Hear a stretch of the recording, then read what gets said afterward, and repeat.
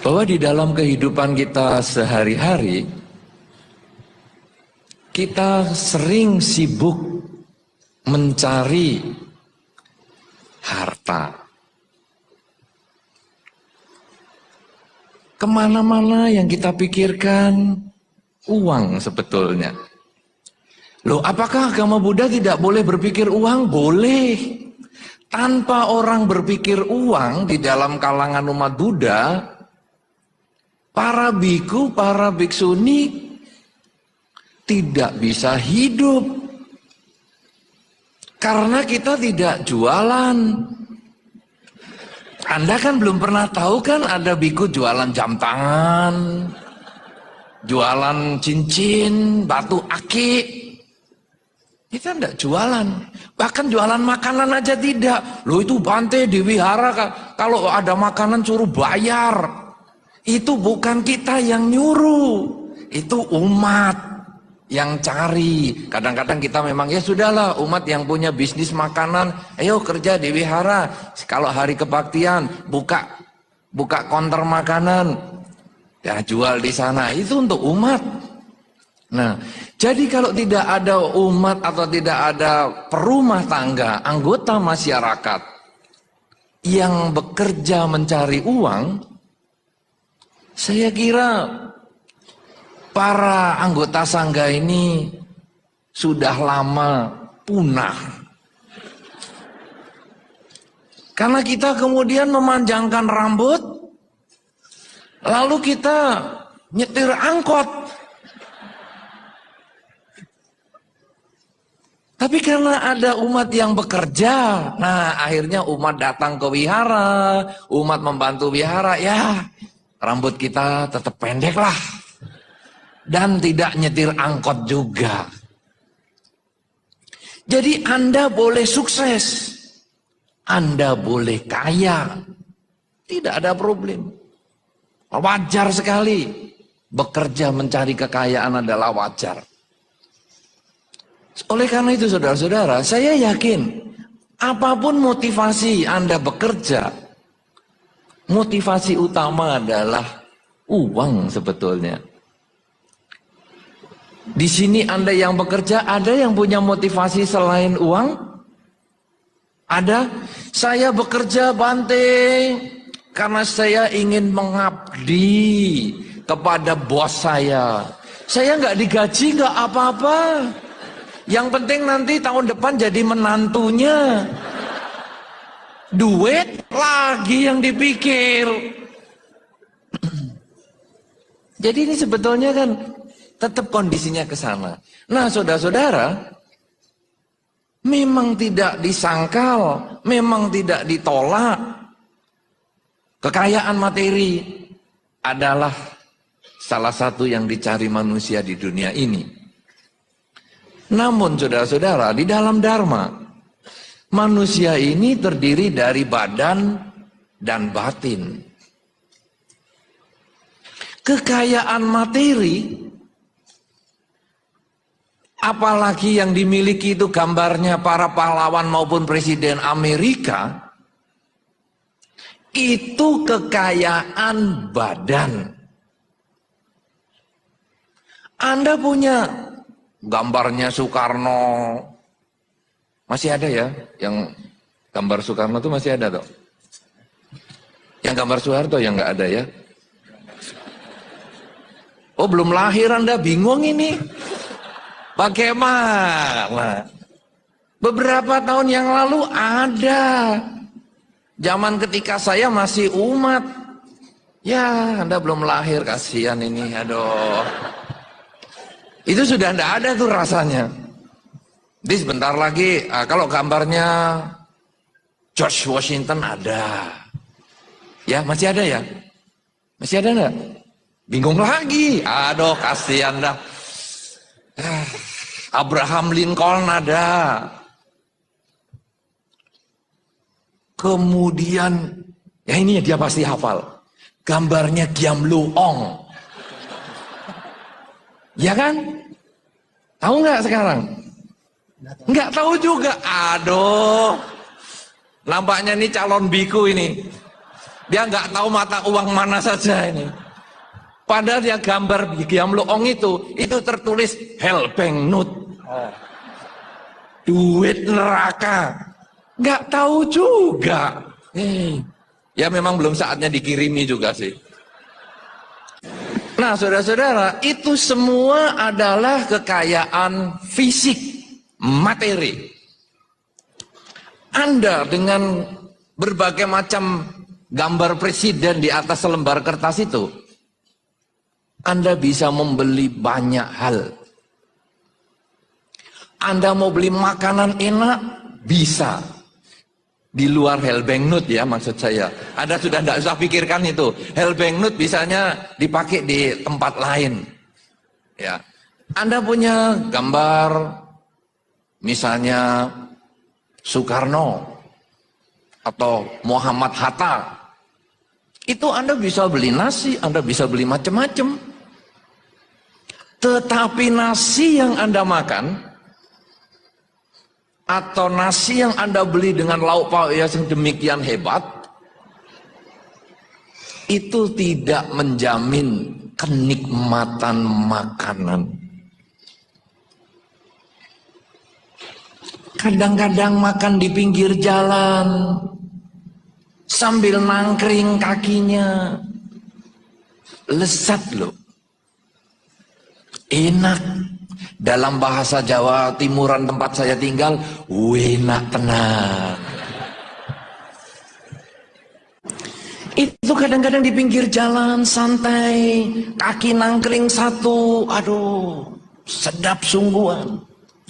Tapi ketika kita makan di restoran dengan piring emas, jas-jasan, wah, kadang rasanya juga nggak nyaman. Aduh, kok nanti habis makan ini bayarnya berapa ya? Orang makan yang dipikir bayar, itu bedanya. Makanya pernah ada satu pepatah atau satu anekdot mengatakan, seorang bule dengan orang Indonesia kalau naik taksi itu bisa dilihat. Si bule kalau naik taksi lihat jendela kiri kanan, wah. Tapi kalau orang Indonesia kemana-mana nggak lihat mana-mana, nggak lihat jendela. Karena sudah terbiasa kan kacanya riben loh, gelap. Jadi lihatnya argonya aja. Oh, aduh sudah sekian ribu, aduh. Jadi saudara-saudara yang pacaran kalau diajak ke restoran kadang-kadang tidak nikmat. Kelihatannya ngobrol sama pacarnya asik, tapi tangan yang satu sambil ngitungin. Aduh. Pas tinggal berapa lembar ini. Kemudian tanya ke pacar, mau tambah lagi ya? Mau tambah lagi ya? Dalam hati jangan. Celakanya pacarnya nggak pengertian. Iya, tambah lagi. Sup bunga teratai. Apa? Perut ikan. Wah, yang mahal-mahal. Aduh, ini bisa celana jadi roti ini nanti besok pagi. Nah, saudara-saudara, karena itu makanan yang enak, yang kita bisa beli dengan harta kita, belum tentu menjamin kelezatan waktu kita makan. Kita dengan mata uang yang kita miliki, dengan harta yang kita beli, kita bisa membeli kasur yang indah, kasur yang enak. Di dalam bahasa tempat saya tinggal ini, orang memang mengatakan saya bahasa Jawanya medok sekali. Memang saya berpikir pakai bahasa itu. Kasur yang mentul-mentul. Kesannya mentul-mentul itu empuk tapi bisa goyang-goyang begitu. Kan kasur kalau mahal kan begitu. Aduh, dipakai enak sekali. Saudara-saudara, kasur yang mahal, kasur yang enak tidak menjamin kita bisa tidur nyenyak. Artinya harta milik kita tidak menjamin kebahagiaan. Pernah ada seorang perumah tangga yang pada waktu datang beberapa tahun yang lalu dia orang yang sangat kekurangan sekali, miskin sekali. Kemudian dia berusaha untuk membuka sebuah perkebunan. Lalu dia bekerja keras sampai akhirnya dia sukses punya ribuan hektar perkebunan kelapa sawit. Lalu dia berkata, datang lagi ke wihara. Dia mengatakan, Bante, saya dulu miskin, saya kepingin kaya, saya pikir kaya bisa menimbulkan kebahagiaan. Tapi setelah saya punya perkebunan kelapa sawit ribuan hektar, saya sudah dianggap kaya. Saya bisa beli rumah di mana-mana. Dan setiap rumah saya bisa isi dengan bermacam-macam harta. Bahkan saya pun bisa mengisi dengan istri yang lain. Kenapa saya tidak bahagia, Bante? Apa yang kurang? Semua makanan yang enak sudah saya makan. Semua daun sudah saya kunyah. Daun pintu, daun telinga, kunyah semua. Semua kaki empat sudah saya makan, kaki meja dan lain sebagainya. Tapi kenapa saya tidak bahagia? Saudara-saudara, mungkin di antara kita juga bisa seperti itu. Mungkin di antara kita ada yang sudah di puncak sukses, di puncak karir yang luar biasa. Tapi kadang kalau malam kita mau tidur, lalu kita merenungkan, apa sebetulnya yang saya cari dalam kehidupan ini? Kenapa saya tidak bahagia? Kenapa mobil mewah tidak membuat saya bahagia? Kenapa baju bagus tidak membuat saya bahagia? Ternyata saudara, kita kekurangan salah satu unsur yang penting. Kalau manusia terdiri dari badan dan batin, kita mencari harta badan, tapi kita melupakan harta batin. Kita akan melihat sekarang harta batin itu apa saja. Saudara-saudara, harta batin yang pertama yang disampaikan di dalam Dharma adalah seseorang di dalam kehidupan ini harus memiliki keyakinan. Keyakinan, atau mungkin dalam bahasa yang lebih sederhana katakanlah agama. Ini penting sekali untuk kita miliki. Saya tidak harus menunjuk pada agama Buddha, tetapi agama apa saja, itu adalah harta. Pemilihan agama sesungguhnya hanya karena kecocokan. Agama dipilih bukan karena benar, bukan karena salah. Saya memilih agama Buddha dan saya tidak beragama yang lama dulu. Bukan karena agama Buddha lebih benar daripada agama yang sebelumnya, bukan. Tetapi saya menganggap agama Buddha lebih cocok. Agama yang lain tidak cocok. Tapi bukan berarti salah. Saudara Alex menggunakan jas. Saya menggunakan jubah. Kenapa saya tidak menggunakan jas? Karena nanti Anda kaget.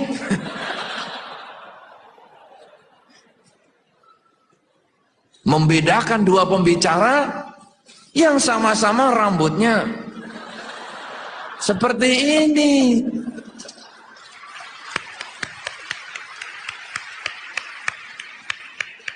Jadi untuk menghindari kekagetan, saya tetap pakai jubah ini. Karena saya merasa cocok dengan jubah ini. Saudara Alex, kenapa dia tidak pakai jubah? Karena dia tidak punya jubah. Tapi mungkin dia merasa cocok menggunakan jas. Karena ternyata di atas panggung ini jauh lebih dingin daripada duduk di situ. Untung dia pakai jas. Saya menggunakan jubah tidak mengatakan Alex yang menggunakan jas salah. Tidak, saya merasa cocok dengan jubah.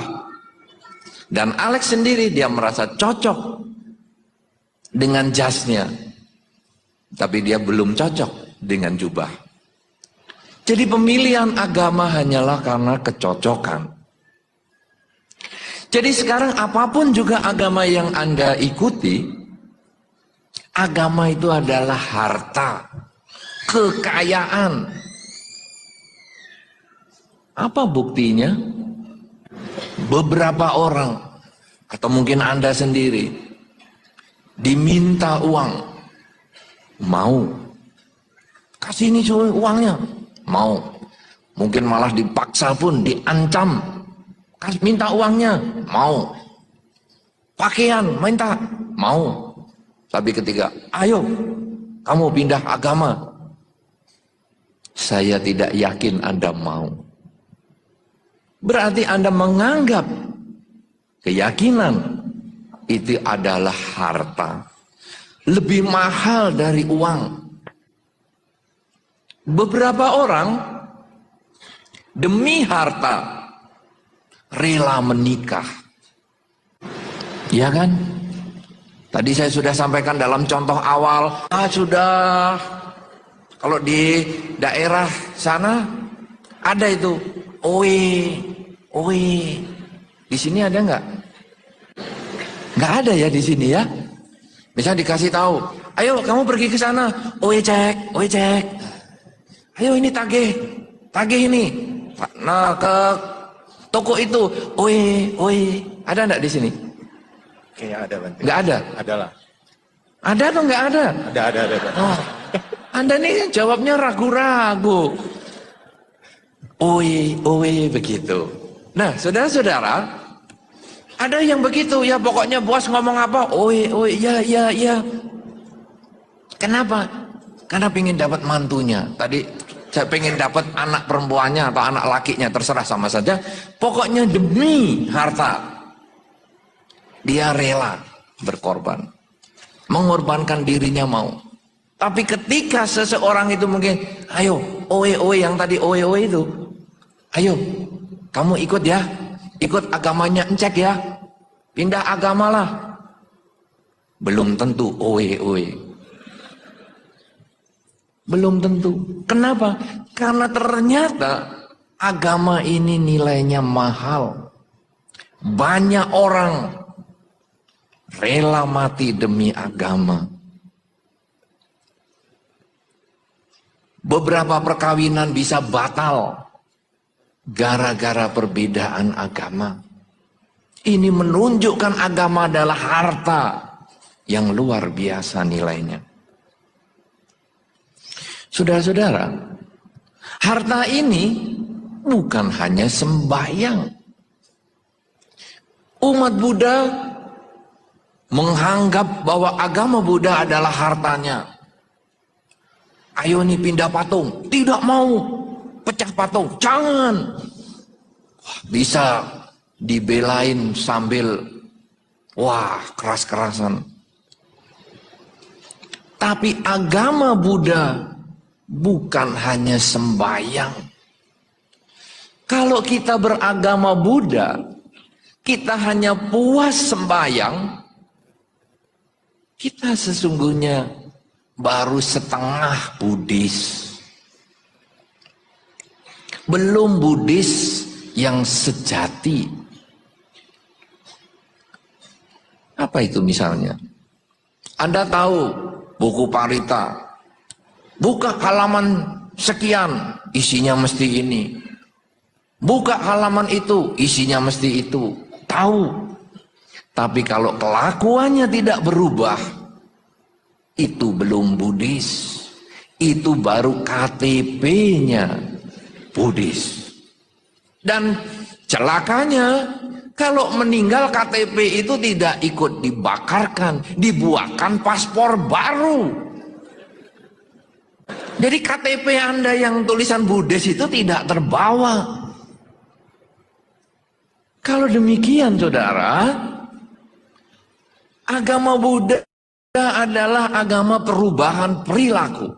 Anda yang sudah hafal parita, Anda yang sembayangnya sampai bisa menghidupi pabrik dupa dengan pegawai yang ribuan orang, itu masih kurang. Anda harus berubah perilaku. Anda jangan bangga dengan perilaku buruk yang telah kita miliki sejak lama. Jangan pernah terpikir di dalam pikiran Anda sehari-hari, aku ini memang pemarah, aku ini memang pendendam. Sudah tahu kan kamu, memang aku dari kecil begini. Loh kan kamu kenal agama Buddha, iya, tapi aku ya memang pendendam, ya pendendam. Dari kecil begini. Berarti kita tidak berubah.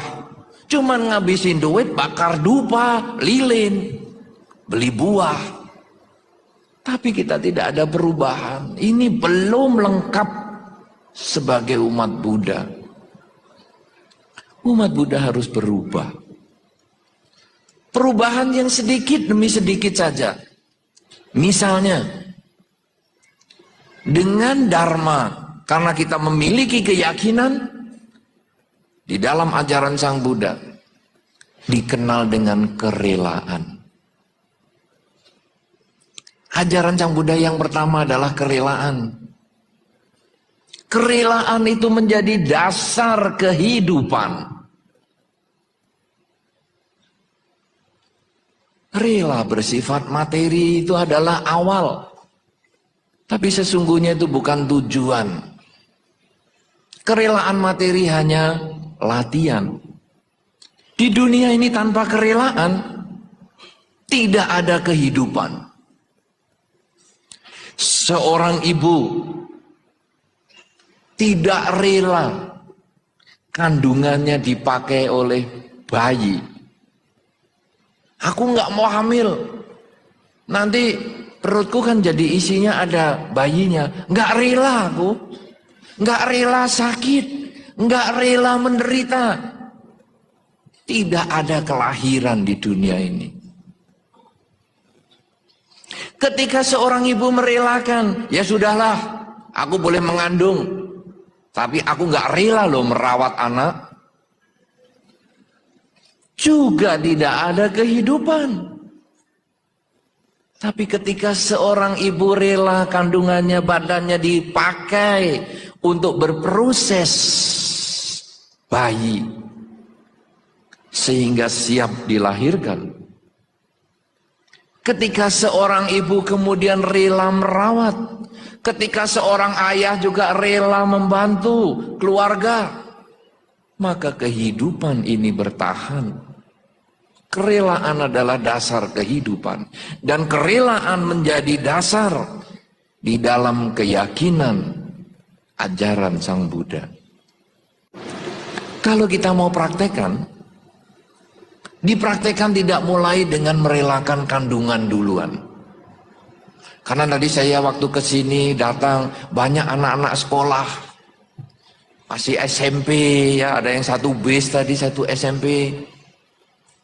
Kalau nanti saya hanya cerita kerelaan hanya karena kandungan saja, wah nanti anak SMP merelakan semua, berbahaya. Bukan itu tujuan saya. Nanti beberapa bulan kemudian saya hadir, loh kok banyak anak kecil di sini? Ini kan kerelaan Bante, kerelaan. Rusak. Tapi kerelaan bisa dilatih dari yang lain. Misalnya kita function, melepas makhluk. Belilah makhluk yang memang sudah siap dipotong. Misalnya ikan lele, itu kan dibeli untuk dipotong. Atau ikan apa di sini ya? Arwana apa? Dipotong nggak ya? Motong juga arwana ya di sini. Oh kakap, tapi masa kakap dijualnya masih hidup? Nah saudara, ada beberapa ikan yang kalau dibeli untuk dibunuh. Cobalah sekarang Anda mengurangi fungsi jari Anda yang giamluong itu. Beli yang ini. Ya, set potong. Ini kan giamluong. Gara-gara Anda tunjuk ikan angkat ke alam lain. Loh Bante, sebelum saya tunjuk itu saya doain dulu Bante. Ini kan karma baik Bante. Bener, kalau ikan ini dipotong langsung lahir di surga, wah karma baik. Celakanya ikannya dipotong karena lihat muka Anda stres, lahir di alam menderita. Mana karma baiknya? Loh kan sudah saya doain, nah doain urusan lain, tapi kan dia lahirnya di alam menderita. Enak-enak jadi ikan dipotong lagi. Nah saudara-saudara, coba sekarang beli, kemudian kita membebaskan dia. Jadi mengalih fungsikan jari dari giamluong menjadi juru selamat. Ikan yang mestinya dibeli orang lain untuk dipotong, ya yang ini. Kemudian diambil, terus kita pergi ke tempat yang memungkinkan, lalu kita lepaskan. Mulai dari situ. Nah setelah kita lepaskan, ikannya kan happy, senang dia. Nah kita mengalih fungsikan giamluong di jari kita menjadi juru selamat. Ini adalah praktek dharma. Tetapi Anda yang sudah sering function, jangan hanya berhenti sampai function saja. Itu hanya awal.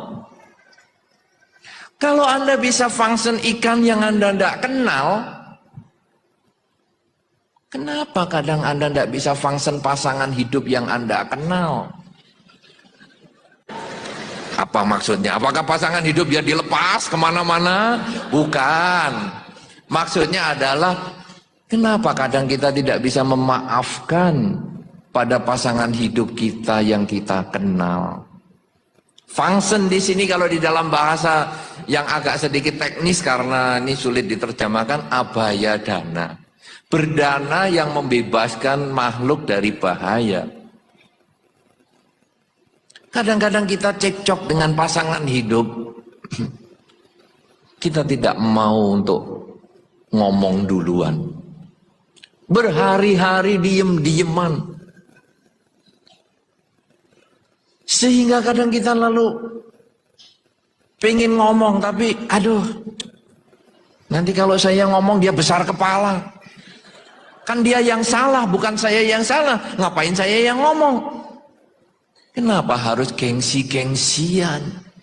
Kalau kita sudah biasa function, binatang yang mestinya dipotong kemudian kita bisa bebaskan, lalu kita memfunction ego kita, function keakuan kita, gengsi kita itu difunction, sehingga walaupun pasangan hidup kita yang salah, toh itu pasangan hidup kita, itu kan kita yang milih sendiri. Bukan dipaksa oleh hansip. Kalau demikian apa salahnya kita tersenyum duluan? Apa salahnya kita ngomong duluan? Kenapa kita harus gengsi? Pada saat kita bisa seperti itu, kita sudah jalani kerelaan. Kemudian ketika kita di jalan, ada mobil nyebrang, ada orang nyebrang, coba dikasih jalan, direm sedikit, orang yang nyebrang ini difunction. Silahkan, jangan didoain terus ditabrak. Kasihan, sudah tua, jalannya saja susah. Sabe sata bawantu sukitata, sabe sata tabrak. Begitu nanti dipanggil polisi untuk pengadilan, kenapa kamu nabrak? Loh Pak polisi, saya itu kan menolong dia. Daripada dia badannya sudah rentah model sakit-sakitan gini, kalau saya tabrak kan dia lahir lagi jadi bayi sehat. Ini kan karma baik toh Pak polisi. Langsung Pak polisi saya kira juga ambil pukulan, dipukul kepalanya. Loh, kenapa mukul? Ini juga karma baik, menyadarkan kamu dari pikiran salah. Nah, saudara-saudara, jadi jangan seperti itu. Kita function lah, kita lalu, oh ya kasih jalan pelan begitu. Sehingga nanti enak. Kasih kesempatan biar semua orang bahagia. Kalau Anda bisa jalankan itu yang sederhana saja. Harta kita, keyakinan itu benar-benar menjadi milik kita. Dan itu akan kita bawa sampai kelahiran yang akan datang sekaligus. Kalau Anda punya keyakinan pada Dharma, ketika meninggal pun dengan keyakinan yang kuat, kita bisa lahir di alam bahagia. Banyak contoh tentang hal ini. Tetapi paling tidak dengan Anda mempunyai keyakinan, kemudian Anda menjalankan salah satunya kerelaan, Anda bisa jalani hidup ini dengan bahagia. Punya harta yang banyak, kemudian kita kadang bagikan kepada mereka yang menderita, mereka yang kena bencana alam, mereka yang pernah kena tsunami ini yang mungkin sampai sekarang masih belum beres. Kemudian mereka yang kebanjiran, mereka yang kena tanah longsor, mereka yang sakit. Marilah kita mulai berbagi, melihat mereka yang menderita untuk kita bantu. Semangat function itu kita bisa kembangkan menjadi menolong kepada mereka yang menderita, lingkungan kita yang menderita. Ini adalah harta yang pertama, yaitu keyakinan. Harta kita yang kedua adalah kemoralan. Kemoralan ini perilaku kita. Banyak orang punya keyakinan agama yang kuat, tetapi perilakunya buruk. Tentu Anda sudah sering ketemu di wihara. Orang yang lama kenal agama Buddha adalah sumber problem di wihara. Orang yang baru kenal kadang malah lebih baik.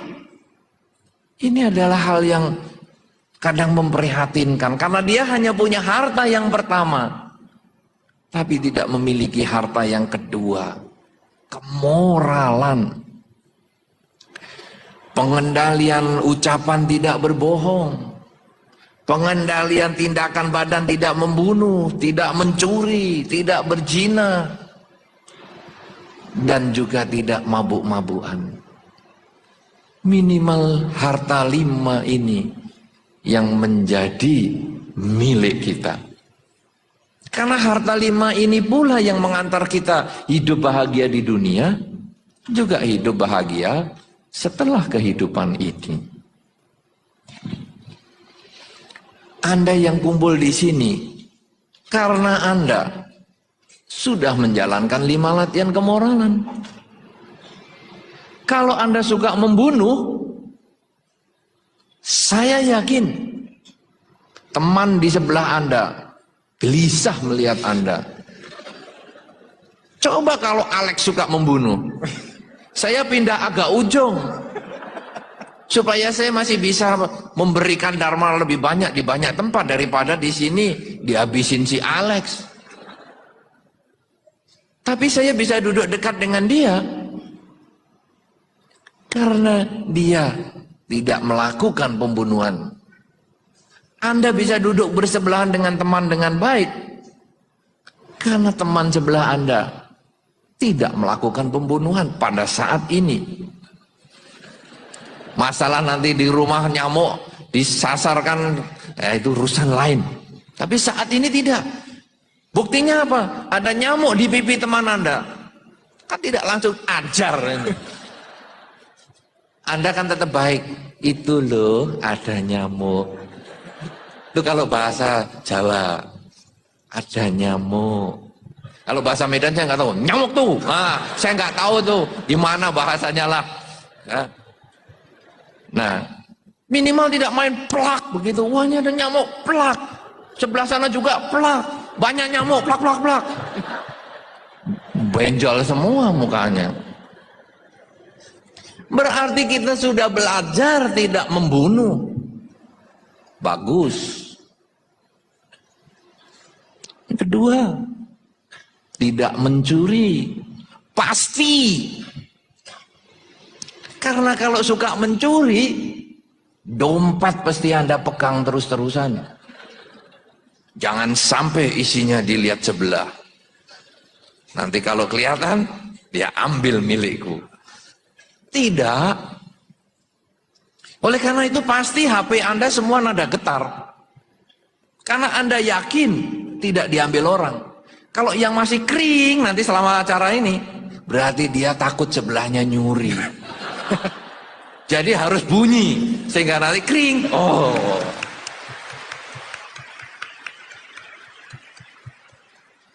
Nanti kita lihat, kalau bunyi sebelahnya pasti dikiranya aku mau ngambil HP-mu ya. Dibunyiin begini, pasti nada getar semua. Ya, sekarang dibikin nada getar. Supaya tidak mencurigai teman sebelah pencuri. Dompet Anda juga begitu, Anda letakkan dengan baik, tenang-tenang. Karena Anda menyadari teman sebelah Anda bukan pencuri. Sila yang ketiga, yaitu kemoralan. Pelanggaran kesusilaan dihindari.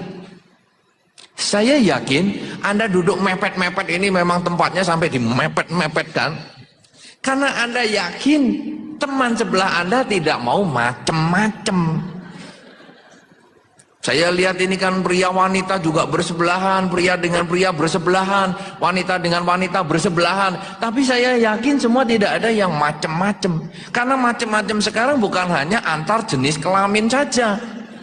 Sesama jenis bisa macem-macem. Jadi Anda aman-aman, duduk tenang. Kenapa begini? Karena Anda yakin teman sebelah Anda tidak macem-macem. Kalau Anda mulai menjauh, duduknya menarik sedikit menjauh, itu berarti curiga sebelah macem-macem nih. Paling tidak belum mandi. Lah baunya bikin nyamuk pusing. Tidak membunuh, tidak mencuri, tidak berzina sudah dilakukan. Tidak bohong, pasti dilakukan. Karena Anda banyak diemnya. Diem, dengerin. Nah, pada saat ini saya ngomong ya, pada saat ini Anda tidak bohong. Nanti di luar, alangkah bahagianya. Ketika semua orang tidak membunuh, tidak mencuri, tidak berzina, tidak bohong, tidak mabuk-mabukan. Alangkah bahagianya pun juga sepi. Polisi bisa santai-santai. Tapi karena banyak orang punya agama sebagai harta yang pertama, tetapi tidak menjalankan kemoralan, akhirnya polisi sibuk. Kenapa demikian? Karena kemoralan yang menjadi langkah selanjutnya setelah orang memiliki kerelaan atau memiliki agama, ini harus dikerjakan. Jadi sebagai umat Buddha, jangan bangga hanya dengan agama, banggalah dengan perubahan. Anda menjadi orang yang bermoral sebagai harta kedua. Harta yang ketiga, selain keyakinan, selain kemoralan, harta yang ketiga tadi sudah saya singgung, yaitu kedermawanan atau kerelaan.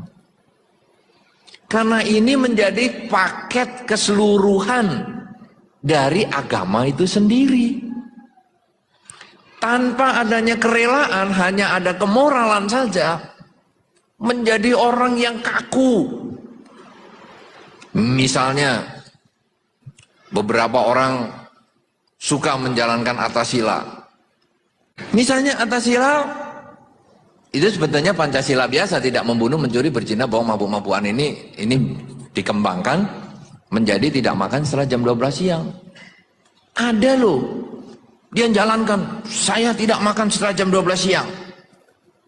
Tapi orang lain juga suruh begitu.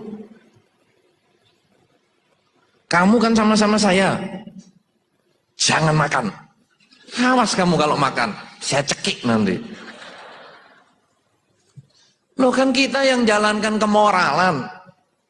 Kenapa kita tidak barengi dengan kerelaan?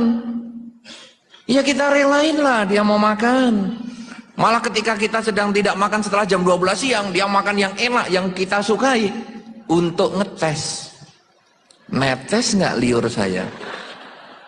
Wah, liur saya masih banyak sekali. Berarti kita lemah. Tapi kita ngomong terima kasih saudara Alex, kamu menjadi guru bagi saya. Saya jadi tahu saya masih lemah, saya harus belajar lagi menggembleng diri. Tapi suatu ketika ketemu lagi, kita sudah tidak makan setelah jam 12 lagi, dia makan yang enak. Kemudian kita hanya ngeliatin aja, belum sadar juga kamu ya, masih makan terus ya. Tapi kita sudah senyum, bukan sinis. Oh, kita lihat. Dan kita nggak netes setetes pun tidak. Wah, kita ngomong terima kasih saudara Alex. Kamu guru yang baik. Aku sekarang sudah tahu kemajuannya. Bahwa aku bisa bertahan dan bisa mengendalikan keinginanku. Kemudian setelah jam 12 siang tidak makan. Itu aturan yang pertama, tambahannya. Kemudian tidak menggunakan wangian, tidak nonton musik, tidak nonton hiburan-hiburan. Itu bagi yang melaksanakan sila. Tetapi jangan paksa orang melakukan yang sama. Jadi di dalam mobil, yang punya mobil mau nyetel musik, buka musik dia, jangan setel, awas kamu. Matikan atau saya pecah kacanya. Lah yang latih kan kita, ngapain kita pusing dengan orang lain nyetel? Sudah cuek. Kalau kita masih wah enak ya, ajib.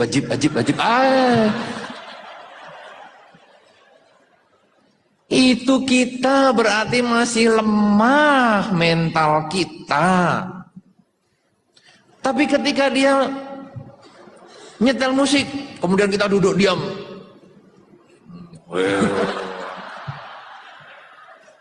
Itu juga lemah mental kita. Cuman actionnya yang kuat. Tidak perlulah bergaya-gaya di mobil. Nggak mau denger. Ya, nggak mau sebetulnya dia dengerin terus. Tapi ketika dia bisa tenang, dia bisa santai, tidak terpengaruh, tidak perlu di-actionin, itu dia sesungguhnya sudah bisa melatih kerelaan. Kemudian 8 sila tadi, sila yang terakhir tidak duduk dan berbaring di tempat yang dianggap mewah. Juga jangan paksakan orang, karena kerelaan itu sesungguhnya adalah bagaimana kita bisa melakukan satu tindakan sehingga membahagiakan baik diri sendiri maupun pihak lain. Seperti tadi function kan kerelaan, kita yang memfunction bahagia, kita binatang atau makhluk yang dilepas juga bahagia. Inilah dasar kerelaan. Agama tanpa kemoralan dan kerelaan sungguh hanya menjadi satu bentuk upacara saja. Tapi ketika keyakinan ditambah kemoralan dan kerelaan, dia menjadi orang yang berperilaku sesuai dengan dharma. Tapi masih kurang, saudara. Ada harta yang keempat. Selain keyakinan, selain kemoralan, selain kerelaan, adalah kebijaksanaan. Jadi semua tindakan kita harus diawali dengan bijaksana. Dan ini juga menjadi topik kita di dalam malam hari ini, kekayaan dan kebijaksanaan hidup. Ternyata kebijaksanaan ini pun adalah bagian dari kekayaan. Apakah yang disebut bijaksana? Bijaksana ketika seseorang bisa membedakan mana yang penting dengan mana yang tidak penting. Sehingga dia bisa melakukan yang penting dan meninggalkan yang tidak penting. Anda yang dari tempat yang jauh datang ke sini, dari berbagai mana saja, sesungguhnya karena Anda menganggap acara ini lebih penting daripada yang Anda tinggalkan. Hari ini pasti Anda juga punya acara. Semua orang punya kesibukan. Tapi ketika Anda datang ke sini, berarti Anda mulai timbul bijaksana. Anda bisa melihat mana yang penting, mana yang tidak penting, sehingga Anda hadir ke sini. Tapi dalam kehidupan Anda sehari-hari pun demikian juga. Kalau Anda misalnya sedang bekerja, kemudian ada teman, ayo kita nonton, atau kita karaokean, kita golf, kita macam-macam. Dan Anda menganggap, enggak, saya mau kerja dulu, belum selesai pekerjaan ini. Anda bijaksana. Anda bisa menentukan mana yang penting dan mana yang tidak penting. Demikian pula dengan anak-anak, anak sekolah. Waktunya belajar. Jangan PS3 lah, main sana, main sini, game online lah. Nah, coba Anda nih, pelajar-pelajar nih, renungkan, bener nggak? Jam 4 pagi, nggak pakai air, bangun, main. Nanti jam setengah 7 atau jam 7 kurang 5, langsung bayar. Sudah 3 jam main, berapa ribu sudah? Langsung jalan ke sekolah. Saudara-saudara, berarti orang ini sesungguhnya sulit membedakan antara mana yang penting, mana yang tidak penting. Nanti kalau sudah di sekolah masuk, bukan sudah penting Bante, itu saya sudah masuk ke sekolah. Bener, badanmu masuk di sekolah. Pikirannya ikut enggak? Aduh, tadi masih belum beres ini. Aduh, wah kapan ini? Kapan pulangnya? Kapan pulang? Teng. Gurunya hari ini kena flu burung semua aja lah, biar nggak masuk semua. Karma buruk ya, doain orang yang jelek-jelek lagi. Jadi pikirannya sudah game online, begitu teng selesai jam 12 seperempat, langsung lari lagi, warnet lagi, main lagi. Saudara-saudara, orang yang seperti ini adalah orang yang tidak bisa membedakan mana yang penting, mana yang tidak penting. Ada satu berita tentang warnet itu, game online di Taiwan beberapa waktu yang lalu, ada orang mati itu main game itu 2 hari 2 malam tidak berhenti main terus. Nah makannya gimana ya, beli fast food itu, makan, main lagi, main, kakinya nangkring lah apa. 2 hari 2 malam jantungnya nggak kuat, tegang terus, lahir ke alam lain. Sayang game online tidak ada doanya. Sabi sata bawantu sukitata. Sayang. Kalau ada, mungkin dia begitu baca itu langsung terlahir di alam lain seperti Pak Tua yang tadi ditabrak, ikan yang dibunuh sambil ngomong sabi sata lah apa. Ini sama itu prinsipnya. Tapi sayangnya nggak ada. Jadi orangnya tegang-tegang terus. Nah, saudara-saudara, kenapa? Karena dia tidak bisa membedakan mana yang penting dan tidak penting. Kebijaksanaan ini sangat diperlukan. Pada saat Anda tadi misalnya menjalankan atasila, kemudian orang lain dipaksa mengikuti Anda, itu Anda tidak punya kebijaksanaan. Tapi begitu Anda bisa mempunyai cara berpikir, ya sudahlah, dia kan guru kesabaran bagi saya. Timbul kebijaksanaan di dalam diri Anda. Oleh karena itu saudara-saudara, kebijaksanaan adalah kemampuan membedakan yang penting dan tidak penting, dan tentu saja memilih yang penting dan meninggalkan yang tidak penting. Setiap orang mempunyai kepentingannya masing-masing. Apa yang dianggap penting oleh seseorang mungkin dianggap tidak penting bagi yang lain. Itu urusan kebijaksanaan yang berbeda. Tetapi kita masing-masing orang harus bisa membedakan. Karena ini sesungguhnya kebijaksanaan yang juga menjadi bagian dari kepemilikan harta yang pertama, yaitu keyakinan. Oleh karena itu saudara-saudara, marilah kita sekarang mengingat di dalam diri kita bahwa kita terdiri dari badan dan batin. Kita mencari harta badan, kita mencari pakaian badan, kita mencari makanan enak untuk badan. Jangan lupakan harta batin, pakaian yang bagus, makanan enak untuk batin. Apakah harta untuk batin?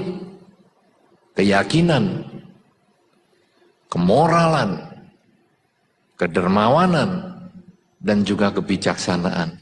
Kalau Anda mempunyai 4 harta ini, dan Anda mau bagikan kepada mereka, siapa saja harta ini. Karena harta ini seperti sumur. Makin Anda bagikan, makin Anda berikan kepada siapapun juga, dia akan bisa memuaskan rasa dahaga semua orang tanpa milik Anda berkurang.